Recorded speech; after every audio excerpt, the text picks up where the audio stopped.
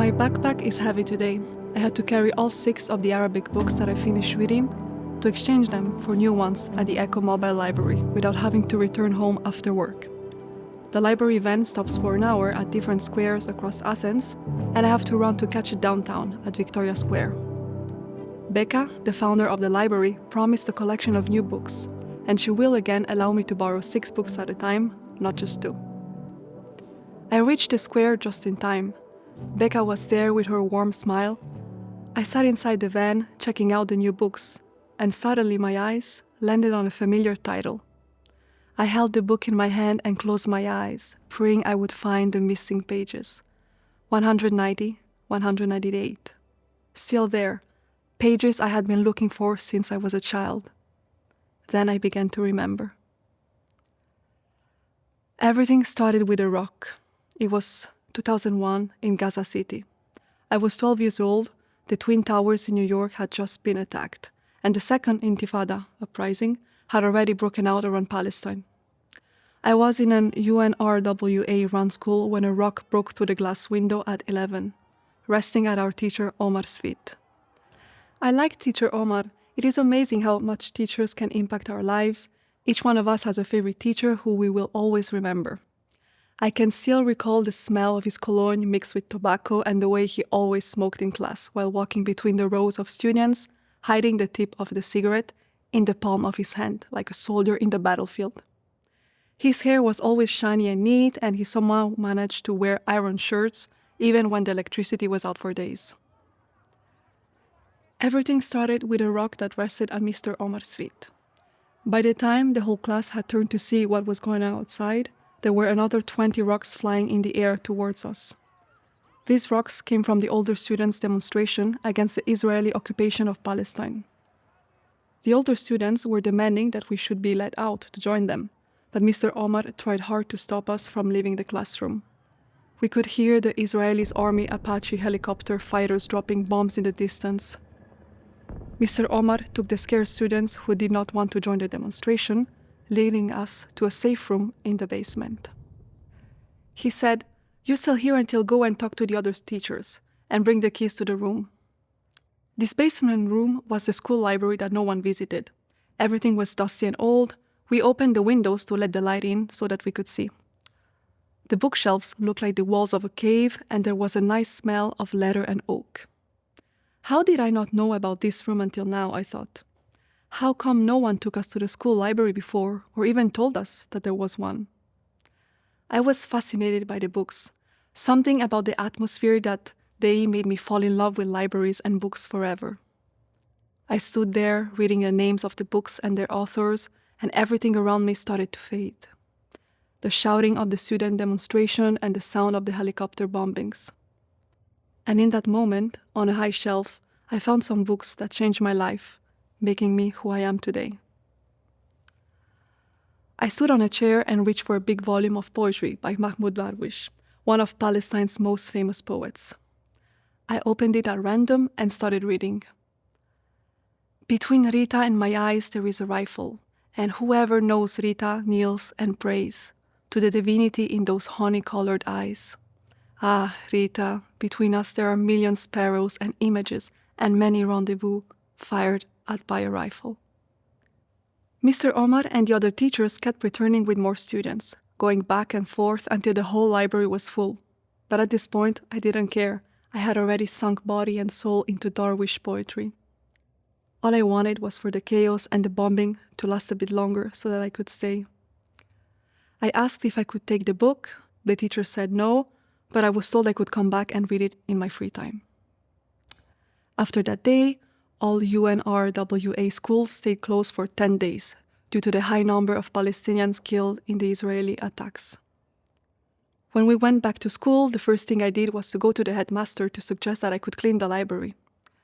The headmaster smiled, showing a line of yellow and missing teeth, and gave me a copy of the keys. It was the first set of keys I had ever carried for something I really loved. I started gathering students who loved books and reading. Together, we cleaned all the shelves, tables, and chairs, and reorganized all the books. I discovered the Palestinian novelist Ghassan Kanafani, the Syrian writer Ghada al-Saman, and the Lebanese poet Adonis. I would spend hours there, missing out on lots of classes just to sit and read books in this place, my new home. On Fridays, when everyone went to pray at the mosque, I would jump over the school wall and hide in the library, losing myself in stories. I soon became responsible for overseeing the school library. One of my duties was to choose the themes for the school's morning assemblies. After singing the Palestinian national anthem and raising the flag, I would read aloud short stories, poetry, and political articles that I did not understand fully at the time. I started to become well known among the students and the teachers. More students wanted to be my friend, which left me feeling happy and contented. One day, I overheard my elder sister Asma and her best friend Iman talking about a sex scene in a novel by Hannah Mina called Hikayat Bahar, A Sailor's Tale. The next day, I went to look for the book in the school library. I was very excited when I found it. I took it and went to the sea. When I approached page 190, I discovered that several pages had been torn out of the book, which I realized must have been the sex scene pages. I was so disappointed that I could not sleep. I went to another school library looking for the book. I searched every bookshelf I saw, everywhere I went. I started reading all the novels I found by Hannah Mina. I really liked the simplicity of his stories, as well as his beautiful metaphors. But I could not forget about pages 190, 198. Another day, I went with a small group from our school to visit the National Library in Gaza City. It was the biggest library I had ever entered. It had 2 big floors with thousands of books in Arabic, English, and French, with lots of tables, with nice lamps, and a beautiful garden. There was free hot tea with sage or mint, and my school made memberships for the whole group so that we could come back and borrow books. Of course, I started looking for A Sailor's Tale. I found it, but this time the lines on pages 190, 198 had been crossed out with black ink. I tried to read through the ink, but I couldn't. I was able to read only one sentence, which drove me even crazier. It read, "And then he closed her mouth with his hand to lower her loud moaning and carried her and pushed her back against the wall. Her legs were crossed behind his back." I went many times to reread the sentence and try to read more, but with no success. I became a regular visitor to the National Library, and one day, while I was looking through the English section, I stumbled upon a medical book. While going through the pictures and reading the comments under them, I found a whole chapter with pictures of women's bodies. It was the first time I had seen a woman's full naked body, the first time I saw breasts and private parts. I felt like a thief, that everyone in the library knew this book and what I was looking at. My face blushed, my ears were hot, and I felt something come alive down there that stopped me from leaving the table. When I finally pulled myself together and put the book back in a hidden place that only I could find, I realized that my jeans were wet. I felt very embarrassed leaving the library in a hurry. In the following weeks, I returned many times to the library to look at the book and its pictures, and I began to have more confidence that I was not doing anything wrong. I started to discover my own body, my own desires, feelings, and sensitivities. I was slowly growing up with the library books. Books and war had made me grow older, wiser, as well as making me want to listen instead of talk. It is strange how beauty and ugliness can influence you in the same time and place. The National Library of Gaza was taken over by the Hamas government in 2007. Sadly, most of the interesting books, including my secret hidden ones, were removed or censored. Sadly, too, our school was bombed by the Israeli army in 2008. Later, a big part of the library was destroyed by another Israeli operation in 2014. It was rebuilt, then destroyed again in 2023.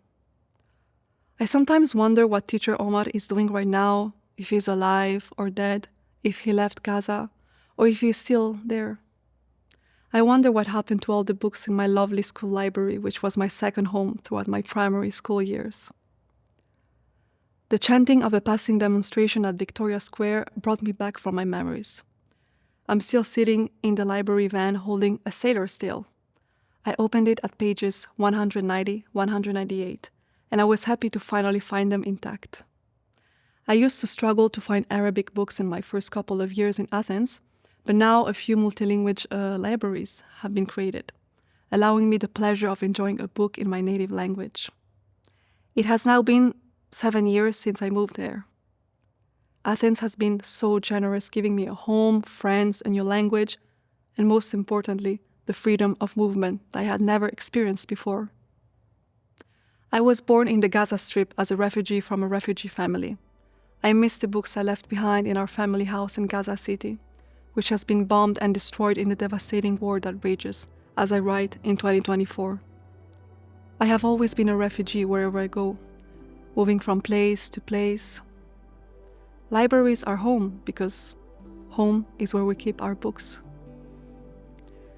Even the wind wants to become a cart pulled by butterflies. My wishes are flowers staining my days.